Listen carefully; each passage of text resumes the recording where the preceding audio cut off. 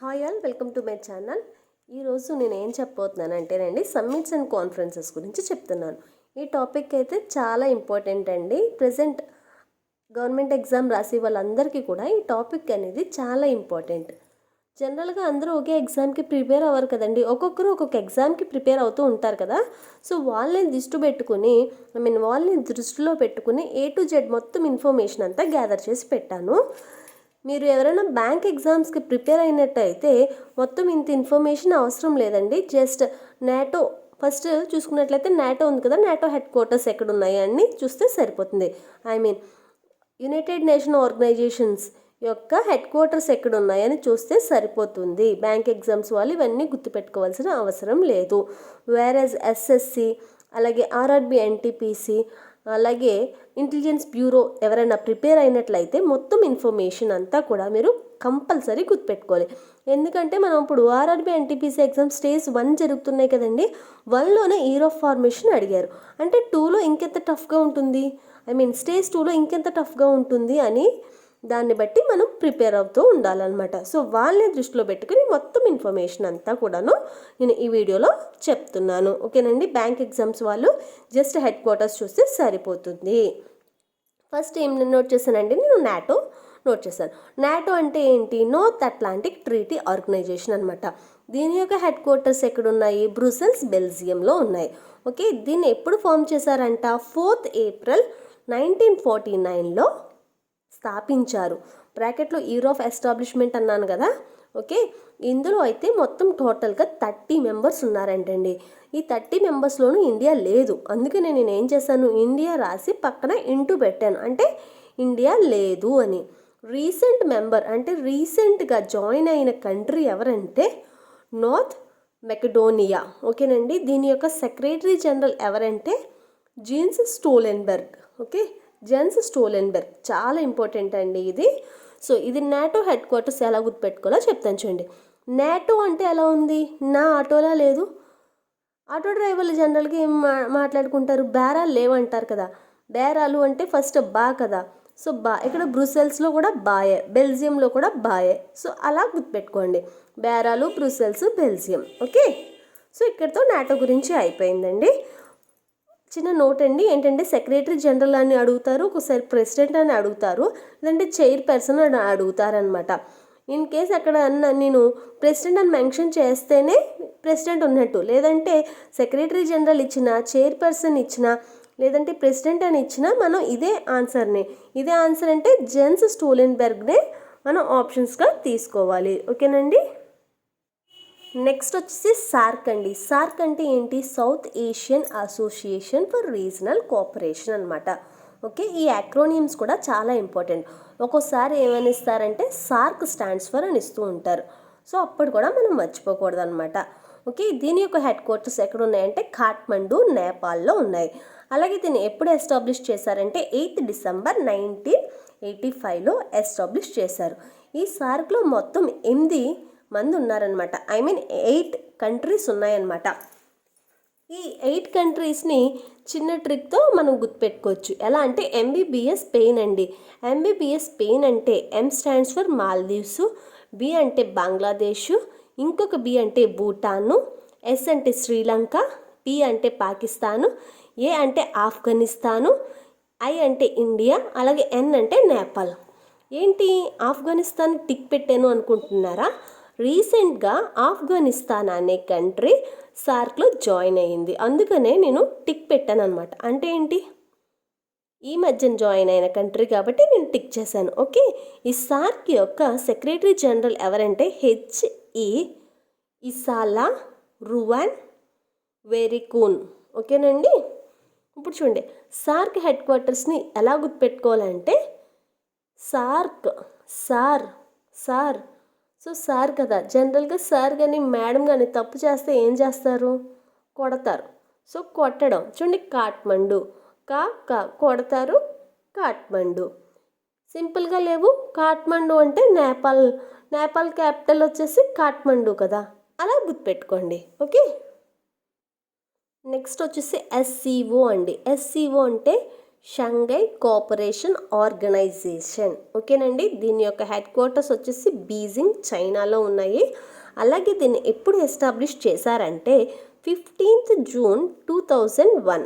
Okay, 15th June 2001లో దీన్ని establish చేశారు. ఈ ఎస్సీఓలో టోటల్ 8 మెంబర్స్ ఉన్నారండి. ఆ 8 మెంబర్స్ ఎవరంటే ట్రక్ ఐపీ అండి. ట్రిక్ వచ్చేసి ట్రక్ ఐపీ. టీ అంటే ఏంటి? తజికిస్తాన్. ఆర్ అంటే రష్యా. యు అంటే ఉజ్బెకిస్తాన్. సి అంటే చైనా. ఓకే, అలాగే కేకే ఉంది కదా, కజకిస్తాను, కిర్గిజిస్తాను. ఐపీ అంటే India, Pakistan.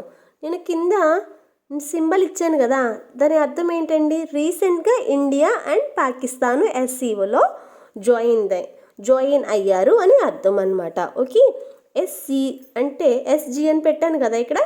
SG stands for secretary general. Okay, SCO యొక్క సెక్రటరీ జనరల్ ఎవరంటే వాల్డమిర్ నోర్వ్. ఓకేనండి, రీసెంట్గా ఎస్సీఓ సమ్మిట్ 2020 ఎక్కడ జరిగింది అంటే ఇండియాలో జరిగింది. ఓకేనండి, ఇండియాలో జరిగింది, కానీ కోవిడ్ కారణంగా వీడియో కాన్ఫరెన్సే జరగడం జరిగింది. ఓకే, ఈ ఎస్సీఓ సమ్మిట్ అనేవి 2 టైప్స్ ఉన్నాయండి. ఏంటంటే విత్ హెడ్స్ ఆఫ్ గవర్నమెంట్, అలాగే with heads of state.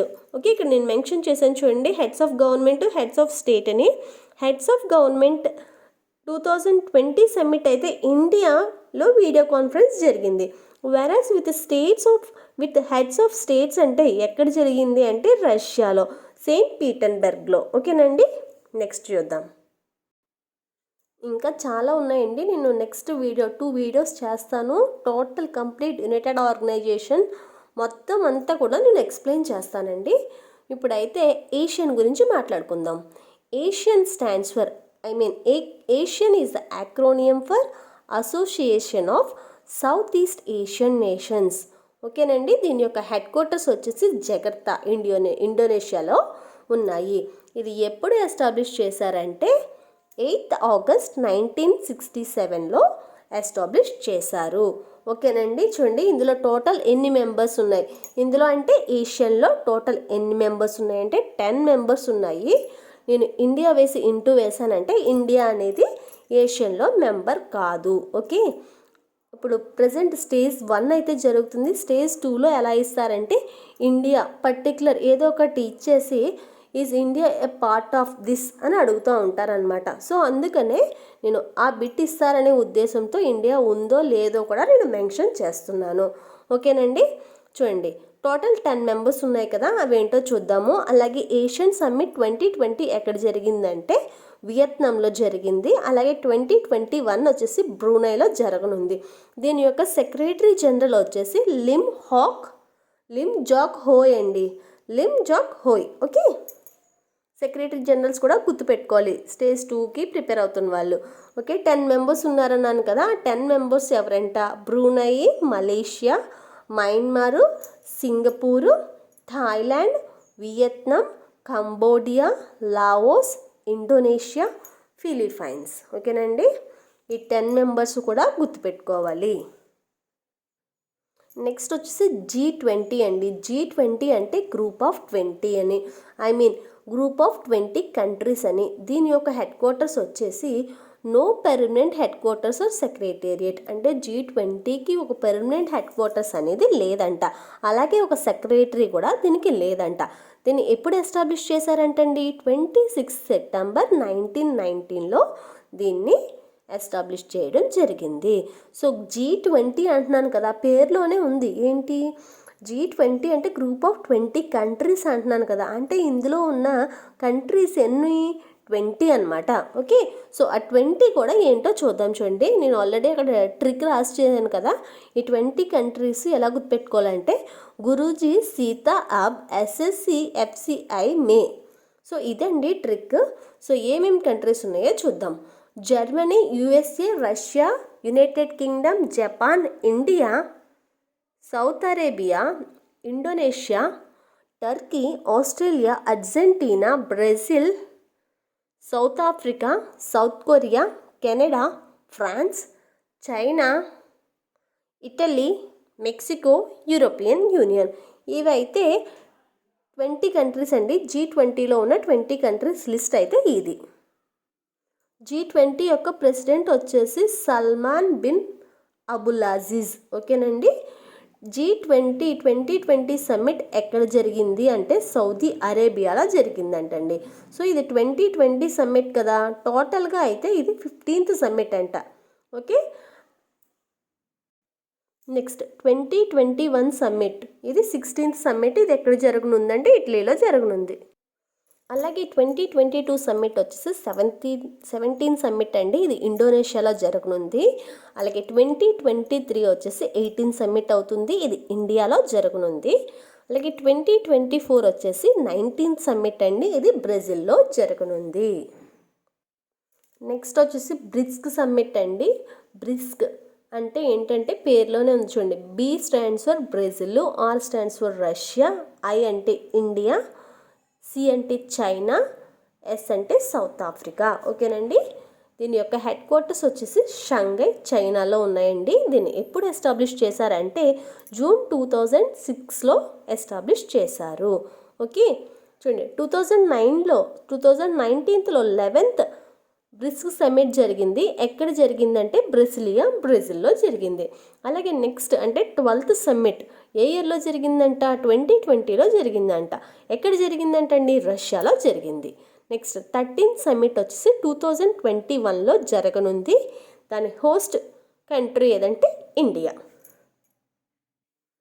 Next వచ్చేసి G7 అండి. G7 ఇందాక G20 గురించి మాట్లాడుకున్నాం కదా, ఇప్పుడు G7 గురించి మాట్లాడుకుందాం. G7 అంటే ఏంటి? 7 కదా, అంటే గ్రూప్ ఆఫ్ 7 కంట్రీస్ అని. సో ఇందాక G20కి లాగానే దీనికి కూడా ఒక సపరేట్గా ఒక హెడ్ క్వార్టర్స్ అనేది కూడా ఏమీ ఉండదంట. అలాగే దీని ఇయర్ ఆఫ్ ఎస్టాబ్లిష్మెంట్ కూడా లేదండి. ఎందుకంటే ఇంతకు ముందు అయితే G8 అనేవారు, ఇప్పుడు G7 అంటున్నారు. ఎందుకంటే ఒక కంట్రీ వెళ్ళిపోయిందనమాట. అప్పుడు G8 కాస్త -1 చేస్తాం కదండి వెళ్ళిపోయిందంటే. సో 8లోంచి 1 తీసేస్తే ఎంతండి? 7. సో ఆ విధంగా ఒక నేమ్ అంటూ లేదనమాట. ఒకసారి G6 అయిపోతుంది, ఒకసారి G8 అయిపోతుంది, ఒకసారి G7 అయిపోతుంది. సో అందుకని ఇయర్ ఆఫ్ ఎస్టాబ్లిష్మెంట్ అంటూ పర్టికులర్గా ఏమీ లేదు. అలాగే నేను ఇప్పుడు వీడియో అయితే ఈ రోజున చేస్తున్నాను. ఈరోజు G7 అంటున్నాను. రేపు ఏమన్నా ఒక కంట్రీ అందులోంచి వెళ్ళిపోతే G6 అవుతుందండి. సో అది మీరు గుర్తుపెట్టుకోవాలన్నమాట. ఓకే. ప్రెజెంట్ అయితే 7 కంట్రీస్ ఉంటున్నాయి కదా, ఆ ప్రెజెంట్ 7 కంట్రీస్ని ఎలా గుర్తుపెట్టుకుంటారంటే GF జ్యూస్ అని ట్రిక్తో గుర్తుపెట్టుకోండి. అంటే గర్ల్ ఫ్రెండ్ జ్యూస్ ఇచ్చిందంట. ఓకే. GF అంటే ఏంటి? Germany, France. జ్యూస్ అంటే ఏంటండి? J అంటేనేమో జపాన్, U అంటే USA, I అంటే ఇటలీ అండి. నేను పైన యారో మార్క్ ఎందుకు వేస్తానంటే ఇండియా అనుకుంటారు. ఇండియా కాదు, G7లో ఇండియా లేదు, ఇటలీ ఉంది. Okay. C stands for Canada, China కాదు. ఓకే. అందుకని నేను పైన యారో మార్క్ వేసాను. అలాగే E stands for United Kingdom. యాక్చువల్గా యునైటెడ్ కింగ్డమే, కానీ యునైటెడ్ కింగ్డమ్ యొక్క క్యాపిటల్ ఇంగ్లాండ్ కాబట్టి నేను అట్లా ఈతో మెన్షన్ చేశాను. ఓకేనండి. చూడండి ఇంతకుముందు G8 ఉండేది అన్నాను కదా. సో G8 నుంచి ఒక కంట్రీ వెళ్ళిపోవడం వల్ల G7 అయింది అంటున్నాను కదండి. ఒక కంట్రీ వెళ్ళిపోయింది అంటున్నాను. ఏ కంట్రీ వెళ్ళింది? రష్యా వెళ్ళిపోయింది అనమాట. ఓకే. చూడండి 45 సమ్మిట్, G7 యొక్క 45 సమ్మిట్ ఎప్పుడు జరిగిందంటే 2019లో జరిగింది, బియరెట్స్లో. అది ఎక్కడుందంటే ఫ్రాన్స్లో ఉంది. ఓకే. నెక్స్ట్ 46 సమ్మిట్ జరుగుతున్నప్పుడే రష్యా అనేది బయటికి వచ్చేస్తుందండి. అది 2020లో. అలాగే ఈ G7 సమ్మిట్ 2020 ఎక్కడ జరిగిందంటే USAలో జరిగింది. ఓకే. 47th సమ్మిట్ అంటే 2021లో జరగాల్సింది యునైటెడ్ కింగ్డమ్లో జరుగునుంది. ఓకే. నెక్స్ట్ వచ్చేసి ఎపెక్ సమ్మిట్ అండి.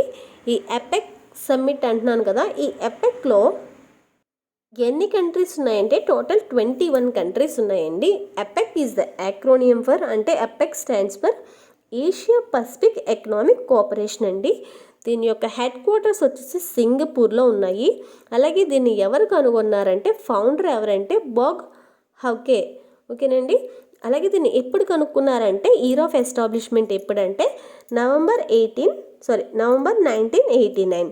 ఓకే. కాన్బెర్రా ఆస్ట్రేలియాలో దీన్ని కనుగొన్నారనమాట. 21 కంట్రీస్ ఉన్నాయన్నాను కదా, ఆ 21 కంట్రీస్ కూడా ఏంటో చూసేద్దాం. ఓకే, ఆ 21 కంట్రీస్ ఏంటంటే Singapore, Indonesia, Thailand, Australia, Mexico, Russia, USA America, South Korea, Hong Kong, China, Japan, Malaysia, Vietnam, Philippines, New Zealand, Canada, Peru, Brunei, Chile, Papua New Guinea, థాపై. సో మనం చూసినట్లయితే ఇండియా అనేది ఎపెక్లో లేదు. రైట్, క్రిస్టల్ క్లియర్ కదండి. India అనేది ఎపెక్లో లేదు. ఓకే, ఎపెక్ సమ్మిట్స్ కూడా చూద్దాం. 2019 అయితే శాంటియాగో చిలీలో జరగవలసింది, కానీ క్యాన్సిల్ అయిపోయింది. ఎందుకంటే కరోనా గురించి క్యాన్సిల్ అయిపోయింది. అలాగే 2020లో అయితే మలేషియా కౌలాలంపూర్లో జరగాలి. నెక్స్ట్ 2021 ఎక్కడ జరగాలంటే న్యూజిలాండ్లో జరగాలి. కానీ కోవిడ్ కారణంగా విర్చువల్గా కండక్ట్ చేస్తున్నారు. ఓకే, ఇది ఇంపార్టెంట్ బిట్ అండి. ఎపెక్, ఒపెక్ మీద డెఫినెట్గా ఒక బిట్ అనేది ఉంటుంది. మీరు రెండు చూడాలి. ఫస్ట్ ఎపెక్ చూస్తాం కదా, ఎపెక్ చూస్తాం. ఒపెక్ ఓ చూడాలి ఇప్పుడు. Okay, APEC headquarters Singapore కదా, ఏఎస్ పెట్టుకోండి. ఒపెక్ ఏమో వియన్నా, ఓవి. ఓకే, నెక్స్ట్ చూద్దాము. ఒపెక్ అంటే ఏంటంటే organization of the petroleum exporting countries. ఓకేనండి, ఎపెక్ అంటే ఏంటి? Organization of the petroleum exporting countries. దీని యొక్క హెడ్ క్వార్టర్స్ ఎక్కడ ఉన్నాయంటే వియన్నాలో ఉన్నాయి, ఆస్ట్రియాలో ఉన్నాయన్నమాట. ఓకే, చూడండి ఏ రాదు, అలాగనే గుర్తుపెట్టుకోండి. సో ఎపెక్ అంటే ఎపెక్లో ఫస్ట్ లెటర్ ఏ కాబట్టి ఎక్కడ ఉన్నదంట సింగపూర్లో ఉన్నదంట. ఒపెక్ అంటే ఏ వచ్చింది, వి వచ్చింది. ఓకే, అలా గుర్తుపెట్టుకోండి. దీన్ని ఎప్పుడు ఎస్టాబ్లిష్ చేశారంటే ఏంటండి 14th సెప్టెంబర్ 1916 బాగ్దాద్, ఇరాక్లో దీన్ని ఎస్టాబ్లిష్ చేశారంటండి. సో ఒపెక్లో టోటల్ ఎంతమంది మెంబర్స్ ఉన్నారంటే టోటల్ యాజ్ ఆఫ్ 2020కి గాను టోటల్గా 13 మెంబర్స్ ఉన్నారంట. ఓకే, ఆ 13 మెంబర్స్ ఏమేంటో చూసేద్దాం. Algeria, Angola, Congo, Equatorial Guinea, అలాగే Gabon, Iran, Iraq, Kuwait, Libya, Nigeria, Saudi Arabia, United Arab Emirates, Venezuela. So చూసినట్లయితే ఎపెక్లో కానీ ఒపెక్లో కానీ ఇండియా అనేది లేదు. ఓకే, రీసెంట్గా అంటే ఈ మధ్యన ఏవి కంట్రీస్ ఒపెక్ నుంచి విడిపోయాయి, బయటకు వచ్చేసాయి. ఒపెక్ నుంచి బయటికి ఏమేమి వచ్చాయంటే ఈక్వెడార్ అనేది 1st జనవరి 2020లో ఈక్వెడార్ అనేది వచ్చేసింది. అలాగే ఖత్తర్ ఏమో 2019లోనే వచ్చేసింది. అంటే రీసెంట్గా ఒపెక్ నుంచి ఏ కంట్రీ బయటకు వచ్చిందంటే ఈక్వెడార్ అనేది పెట్టాలి. ఓకే, లేదంటే రీసెంట్గా 2 కంట్రీస్ ఏవి ఒపెక్ నుంచి వచ్చాయి అంటే ఈక్వెడార్, ఖతర్, రెండు గుర్తుపెట్టుకోవాలి. ఓకే, మీరు ఒపెక్లో ఎన్ని మెంబర్స్ ఉన్నాయి, అలాగే ఎపెక్లో ఎన్ని మెంబర్స్ ఉన్నాయి, బ్రిస్క్లో ఎన్ని మెంబర్స్ ఉన్నాయి అనేది కూడా కంపల్సరీ గుర్తు పెట్టుకోవాలి. ఎందుకంటే ఆర్ఆర్బి స్టేజ్ 2 మనకి రావాలండి. ఇవన్నీ చదివితే ఒక మార్క్ వస్తుందా అంటే కంపల్సరీ వస్తుందండి. 1 మార్క్ కూడా మనకి చాలా చాలా ఇంపార్టెంట్. 0.01 మార్క్లో కూడా జాబ్ పోయిన వాళ్ళు ఉన్నారు. ఓకే, అందుకని మనకి 1 మార్క్ కూడా చాలా చాలా ఇంపార్టెంట్. నెక్స్ట్ వచ్చేసి బిమ్స్టెక్ సమ్మిట్ అండి. ఇది ప్రెజెంట్ ఆర్ఆర్బి ఎగ్జామ్స్లో ఎన్నిసార్లు అడిగారో నేను చెప్పలేను అనమాట, అన్నిసార్లు అడిగారు. ఓకే, ఇందాక బ్రిస్క్ అంటే బి అంటే బ్రెజిల్, ఆర్ అంటే రష్యా, అలాగే బిమ్స్టెక్ అంటే బి అంటే బ్రెజిల్, ఐ అంటే ఇండియా అనుకున్నారు. అస్సలు కాదండి. ఓకే, నోట్ చేసుకోండి. బిమ్స్టెక్ అంటే ఏంటంటే bay of Bengal initiative for multi sectoral technical and economic cooperation. Okay, దీని యొక్క హెడ్ క్వార్టర్స్ ఎక్కడ ఉన్నాయంటే ఢాకా, బంగ్లాదేశ్లో ఉన్నాయి.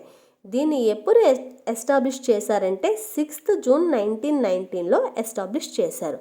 సో టోటల్ ఇందులో ఎన్ని కంట్రీస్ ఉన్నాయంటే టోటల్ 7 కంట్రీస్ ఉన్నాయి. అవి ఏంటంటండి Myanmar, Bangladesh, Bhutan, Sri Lanka, Thailand, India and Nepal. Okay, ఎవరైనా బ్యాంక్ ఎగ్జామ్స్ ప్రిపేర్ అయిన వాళ్ళు ఉంటే కనుక ప్రిపేర్ అవుతున్న వాళ్ళు ఉంటే కనుక నేను ఇప్పుడు స్టార్ వేసాను కదండి, కనిపిస్తుందా?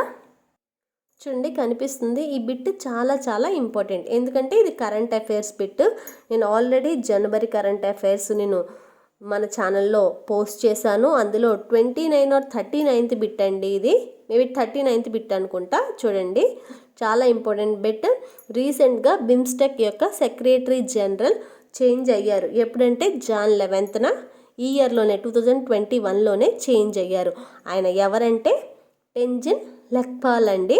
ఓకే, ఈయన ఎవరిని రీప్లేస్ చేశారంటే షాహిబ్దుల్ ఇస్లాంని.